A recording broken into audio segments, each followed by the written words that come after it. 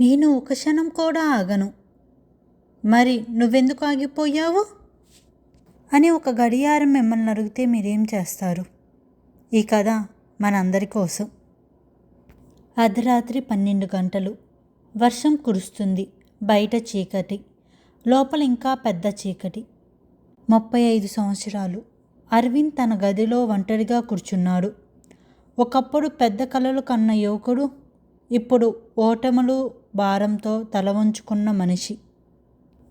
ఉద్యోగం పోయింది, వ్యాపారం విఫలమయ్యింది, స్నేహితులు దూరమయ్యారు, కుటుంబం కూడా అతని మీద నమ్మకం కోల్పోయింది.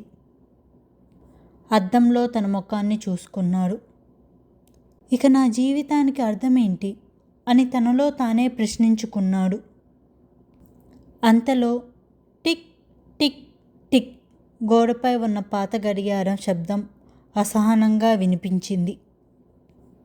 కోపంతో లేచి, నోరు మూసుకో, నా జీవితం ఆగిపోయింది, నువ్వేం ఇంత హడావుడిగా పరిగెత్తుతున్నావు అని అరిచాడు. ఆ క్షణమే గదిలో ఒక్కసారిగా నిశ్శబ్దం అలుముకుంది. ఆ తర్వాత గడియారం మాట్లాడింది.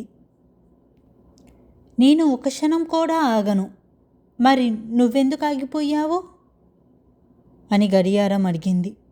అరవింద్ ఒక్కసారిగా షాక్ అయ్యాడు. నువ్వు మాట్లాడతావా? గడియారం నవ్వింది. నేను ఎప్పటినుంచో మాట్లాడుతాను, వినడానికి సిద్ధంగా లేనిది నువ్వే. అరవింద్ మౌనంగా నిలబడ్డాడు. గడియారం మళ్ళీ చెప్పింది, నన్ను చూడు, ప్రతి సెకండ్ ముందుకు వెళ్తున్నాను, వెనక్కి తిరిగి చూడను. నిన్న తప్పు జరిగింది, నాకు సంబంధం లేదు. ఈరోజు కొత్త సెకండ్ వచ్చింది, అదే నా పని. అరవింద్ తల వంచుకున్నాడు. గడియారం కొనసాగించింది. నీ సమస్య ఏంటో తెలుసా? నువ్వు ఓడిపోలేదు, ఓటమి జరిగిన రోజునే ఆగిపోయావు. అదే నీ అసలు ఓటమి. ఆ మాటలు అతని గుండెల్లో బలంగా తాకాయి. గడియారం మళ్ళీ ప్రశ్నించింది. నేను రోజుకు 86,400 సెకండ్స్ నీకు ఇస్తాను. అందులో ఒక సెకండ్ కూడా దాచిపెట్టుకోలేవు, ఖర్చు చేయలేవు. అయితే ఎందుకు వాటిని బాధ, భయం, పశ్చాత్తాపానికి వృధా చేస్తున్నావు? అరవింద్ కళ్ళల్లో నీళ్లు వచ్చాయి. నేను చాలా తప్పులు చేశాను. గడియారం నవ్వింది. తప్పులు చేయని మనిషి ఎదగడు, కానీ తప్పు చేసిన తర్వాత ప్రయత్నం ఆపేసిన మనిషి మాత్రం జీవితాంతం అక్కడే ఉండిపోతాడు. కొన్ని క్షణాలు నిశ్శబ్దం. తర్వాత గడియారం మెల్లిగా చెప్పింది, ప్రపంచంలో ఎవరికీ అదనంగా సమయం ఇవ్వను.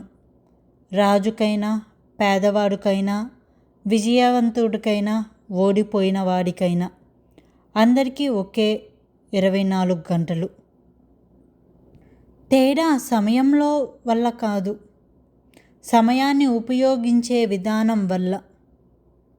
అరవింద్ తన చేతుల్ని చూసుకున్నాడు. ఇంకా శక్తి ఉంది, శ్వాస ఉంది, అవకాశం ఉంది. అతను వెంటనే ఒక నోట్బుక్ తీసుకున్నాడు. ఏళ్ల తర్వాత మొదటిసారి తన జీవితానికి కొత్త ప్రణాళిక రాశాడు. రేపటి కోసం కాదు, ఇప్పుడే మొదలు పెట్టాల్సిన పనులు జాబితా రాశాడు. మొదట అడుగు చిన్నదే, కానీ అదే ముందుకు వేసే అడుగు. రోజులు గడిచాయి, నెలలు గడిచాయి. చిన్న ప్రయత్నాలు పెద్ద అలవాట్లుగా అయ్యాయి. పెద్ద అలవాట్లు గొప్ప విజయాలయ్యాయి. కొన్ని సంవత్సరాల తర్వాత అరవింద్ ఒక విజయవంతమైన వ్యాపారవేత్తగా వేల మందికి ఉద్యోగాలు ఇచ్చాడు. ఒక ఇంటర్వ్యూలో అతన్ని అడిగారు, మీ జీవితాన్ని మార్చిన గురువెవరు? అతని చిరునవ్వుతో గోడ వైపు ఉన్న పాత గడియారం వైపు చూపించారు. అదే నాకు ఒక వాక్యం చెప్పింది, నేను ఒక క్షణం కూడా ఆగను, మరి నువ్వెందుకు ఆగిపోయావు? ఆ రోజు నుంచి అతను ఎప్పుడూ గడియార శబ్దాన్ని వినగానే భయపడలేదు. ప్రతి టిక్ టిక్ అతనికి ఒకే గుర్తు. ఇంకో అవకాశం వచ్చింది, దాన్ని వృధా చెయ్యను. కాలం నీ కోసం ఎదురు చూడదు, కానీ నువ్వు కాలంతో కలిసి నడిస్తే ప్రపంచమే నీ కోసం నిలబడి చప్పట్లు కొడుతుంది. విజయం అనేది వేగంగా పరిగెత్తిన వాళ్ళకు కాదు, ఆగకుండా ముందుకు నడిచిన వాళ్ళకే దక్కుతుంది. ఈ కథ నచ్చితే please like, share and subscribe to my channel. మీకు మరికొన్ని కథల కోసం మా ఛానల్ని తప్పకుండా చూడండి. Thank you.